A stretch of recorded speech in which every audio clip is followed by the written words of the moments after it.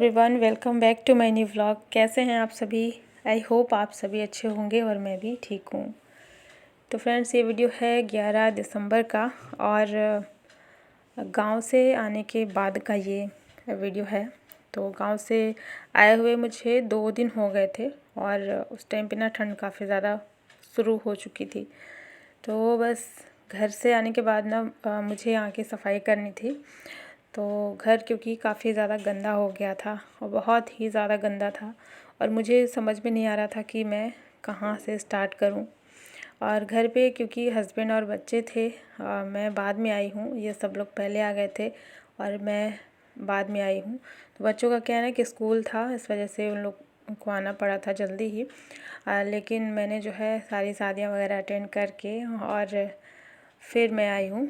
तो यहाँ पर ना वही था, जैसे बच्चे हस्बैंड सब लोग थे ना, तो घर बहुत ज़्यादा गंदा था।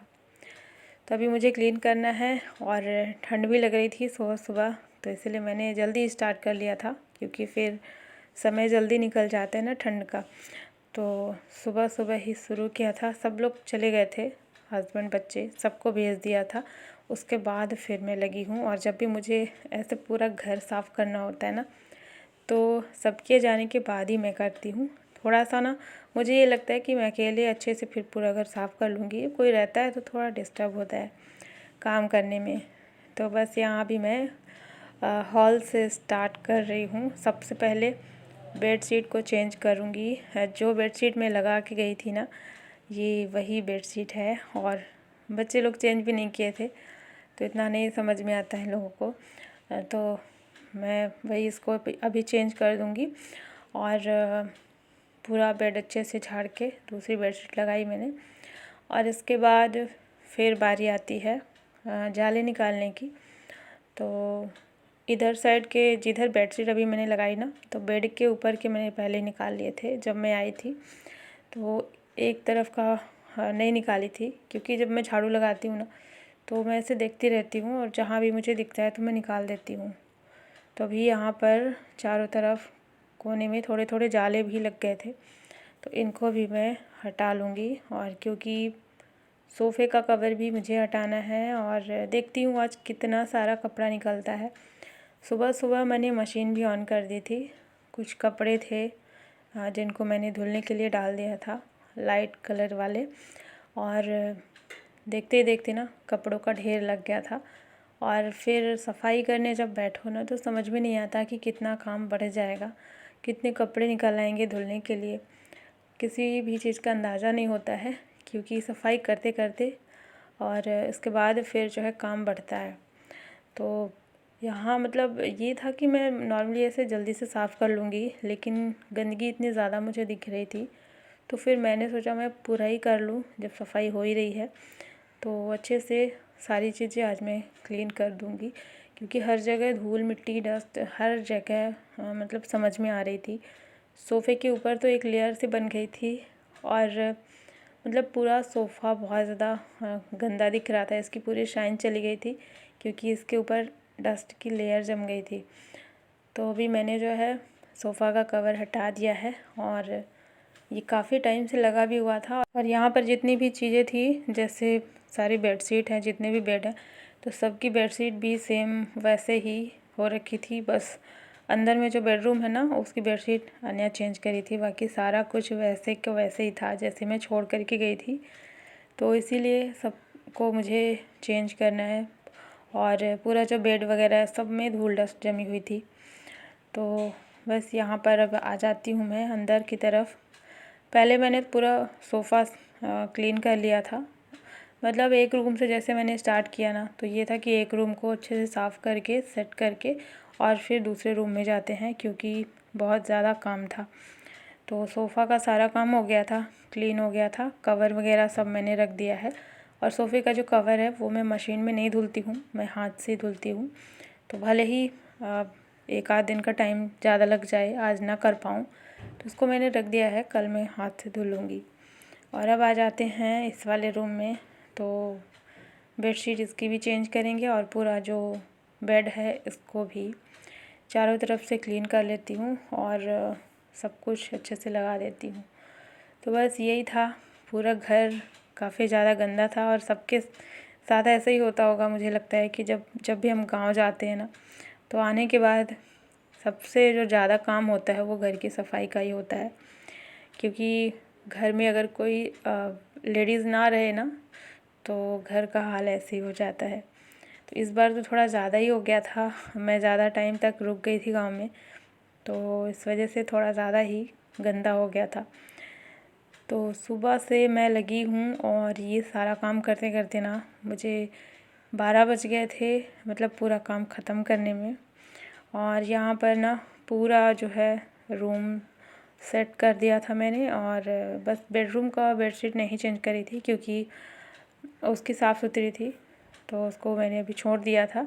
और पूरा रूम साफ़ करने के बाद फिर अच्छे से झाड़ू मार लिया है।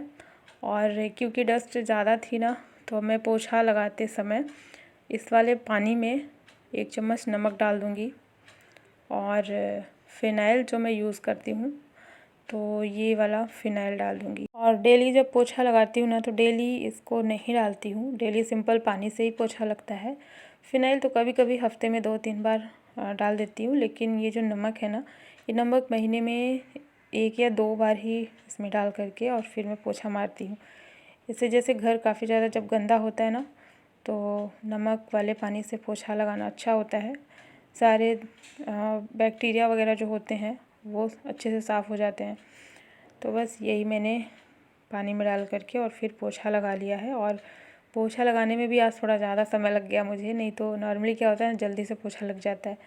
तो बस पूरा घर जो है साफ़ हो गया था। और कपड़े भी मैं यहाँ पर ले आई हूँ बाहर में, क्योंकि ना बाथरूम में जगह थोड़ा सा कम है, तो मैं बाहर लेके आई हूँ। और जब मैं कपड़े धुल रही थी उस टाइम पे धूप भी इस वाले छत पे आ जाती है, क्योंकि यहाँ पर धूप आने में लगभग 11 बज जाते हैं। तो 11 बज चुके थे और इस टाइम पे मैं कपड़े लेके आई हूँ। तो कपड़े धुलते धुलते देख सकते हैं बहुत सारा हो गया था। और अभी तो कुछ कपड़े बचे भी हुए थे धुलने के लिए, तो मैं जानबूझ कर के नहीं धुली थी, क्योंकि एक दिन में बहुत सारा काम निकालना भी बहुत मुश्किल हो जाता है, फिर सब सारा काम संभालना। तो इसीलिए कुछ मैंने छोड़ दिया है, बस जो ज़रूरी थे उन्हीं को मैंने साफ़ किया है। और यहाँ पर देख सकते हैं आधे छत में भी धूप आ चुकी है। तो अब मैं यहीं पे कपड़े धुलूँगी। और ये भी है ना कि जैसे हाथ पैर पूरे गीले हो जाते हैं ना, तो ज़्यादा ठंड नहीं लगेगी। और कारपेट भी मैं लेके आई हूँ, कारपेट भी मुझे धुलना ही था, बहुत गंदा हो गया था, बहुत ही ज़्यादा गंदा हो गया था। तो अभी जैसे दिसंबर चल रहा है ना, तो इस टाइम पे तो धूप निकल रही है, तो कारपेट वगैरह जो भी हैवी होता है जैसे ब्लैंकेट हो गया, तो इन सब को धुलने का सही टाइम होता है, क्योंकि लास्ट दिसंबर से ना फिर धूप जो है कम हो जाता है, बादल हो जाते हैं, कोहरा हो जाता है ना, तो उस टाइम पे फिर सूख नहीं पाता है। तो इसीलिए मैंने सोचा कि मैं अब इसको भी साथ के साथ धुल देती हूँ। तो इस टाइम पे तो धूप अच्छी खासी निकल रही है, ये भी अच्छे से सूख जाएगा। तो बस यहाँ पर कारपेट को धुलने के लिए मैं लग गई हूँ। और सारे कपड़े मैंने धुल लिए हैं। धुलने के बाद क्योंकि इनमें पानी रहता है ना, और वज़न इनका ज़्यादा रहता है, तो अभी मैं तार में नहीं डालूँगी सूखने के लिए, क्योंकि तार टूटने का डर रहता है। तो मैंने क्या किया है कि चेयर रख के और उसी के ऊपर मैंने कपड़ों को ऐसे ही रख दिया है, ताकि उनका जो पानी है ना एक्स्ट्रा निकल जाए। तो उसके बाद फिर मैं कपड़े सूखने के लिए डालूँगी। तो अभी यहाँ पर चेयर को भी धुलना ही था, इसलिए उसके ऊपर मैंने ये कपड़े डाल दिए हैं, दोनों काम हो जाएगा, उसमें भी डस्ट लगी हुई थी। तो बस यहाँ पर ये कारपेट को भी मैंने धुल लिया है। और कारपेट बहुत ज़्यादा गंदी थी, पानी इसमें बहुत लगता है। जब भी इसको मैं धुलती हूँ ना, तो मुझे सोचना पड़ता है कि मैं धुलूँ या नहीं। कभी कभी ऐसा होता है कि पानी भी ख़त्म हो जाता है इस कारपेट को धुलने में। तो बस इसको भी मैंने डाल दिया है दीवार पे, और ये काम भी हो चुका था। और जब तक मैंने कारपेट को साफ़ किया, तब तक सारे कपड़े जो हैं इनका एक्स्ट्रा पानी निकल गया था। तो अब इनको डाल देंगे सूखने के लिए यहाँ पर तार में। तो बस आज का जो काम था वो लगभग मेरा हो चुका है, और काफ़ी सारा काम आज हो चुका है। बाकी तो धीरे धीरे करके फिर डेली की जब क्लीनिंग होगी तो उस टाइम पे फिर मैं करूँगी। पूरा घर साफ़ हो गया है, कपड़े सूखने के लिए डाल दिए थे मैंने, और फिर मैं भी आ चुकी थी। लगभग 12:30 बज चुके थे, और मुझे ना अभी लंच भी बनाना था। तो काम जब मैं कर रही थी ना उस टाइम पे ही मेरा जो लंच है वो भी बन रहा था, साथ में दाल और चावल, और आने के बाद फिर रोटियां बना ली थी और सब्ज़ी मैंने सुबह ही बना ली थी। तो इस तरीके से मतलब थोड़ी समझदारी से सब काम करो ना तो आसान हो जाता है काम करना। फिर चाहे जितना भी काम रहे और टाइम भले ही कम रहे, कम टाइम में जल्दी जल्दी से मैंने सारा काम निपटा लिया। 9 बजे से मैं लगी थी और 12:30 बजे यहाँ पर मैं आ चुकी थी और लंच भी बन चुका था। तो रोटियां मैंने जो है बनाने के बाद उसमें घी लगा के और पॉट में डाल के रख दिया है, क्योंकि बच्चे थोड़ा लेट से आते हैं तो इसीलिए, ताकि रोटियां गर्म रहे। और लंच के बाद ना फिर दूसरे छोटे मोटे काम थे और थोड़ा रेस्ट वाला टाइम था। और यहाँ भी मैं शाम को मिल रही हूँ, तो शाम को यहाँ पे ना पकौड़े खाने का मन हो रहा था। तो यहाँ पे एक लौकी रखी हुई थी, लौकी को मैंने कद्दूकस किया है और फिर उसका एक्स्ट्रा पानी अलग करके निचोड़ करके और फिर उसमें बेसन ऐड करके और अब मैं इसके पकौड़े बनाऊंगी। तो देखिए सिंपल से, इसमें ज़्यादा कुछ भी नहीं डाला, थोड़ा सा हींग, नमक, हल्दी और मसाला, हरा धनिया, अदरक, लहसुन, हरी मिर्च को कूट करके डाल दिया है और चटनी बनाई थी हरा धनिया और टमाटर की। तो बस ये शाम का टाइम था और मैं यहाँ पर लौकी के पकौड़े बना ले रही हूँ।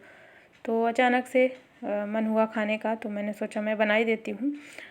शाम का टाइम है और बहुत टाइम से पकौड़े वगैरह बनाए भी नहीं थे मैंने। तो देखिए यहाँ पर इस तरीके से मैं पकौड़े इसके बना ले रही हूँ। थोड़े से चपटे करके बनाते हैं इसके पकौड़े, बहुत अच्छे लगते हैं खाने में। तो यहाँ पर जो पकौड़े मैंने बनाए हैं ना, इसमें लौकी ज़्यादा थी और जो बेसन है ना उसकी मात्रा कम थी। तो इस तरीके से जब पकौड़े बनाते हैं ना बेसन के, किसी भी चीज़ के, जैसे प्याज के हो गया या फिर लौकी के या फिर आलू के, तो बहुत अच्छे बनते हैं जिसमें बेसन थोड़ा कम रहता है। तो बस यहाँ पर गर्मा गर्म पकौड़े सबको मैं दे देती हूँ और लगभग अब तो हमारा रात में खाने का भी टाइम हो ही गया था। तो अब इसके बाद खाना मैं नहीं बनाऊँगी, क्योंकि रात का खाना हमारा जल्दी हो जाता है। उसी टाइम पे ये हुआ था। तो चलिए आज का ये व्लॉग मैं यहीं पे एंड करती हूँ। आई होप आप सभी को पसंद आया होगा और वीडियो को लाइक कर देना, चैनल को भी सब्सक्राइब ज़रूर कर लेना। मिलती हूँ आपसे एक नए व्लॉग में। Thanks for watching, bye bye, take care.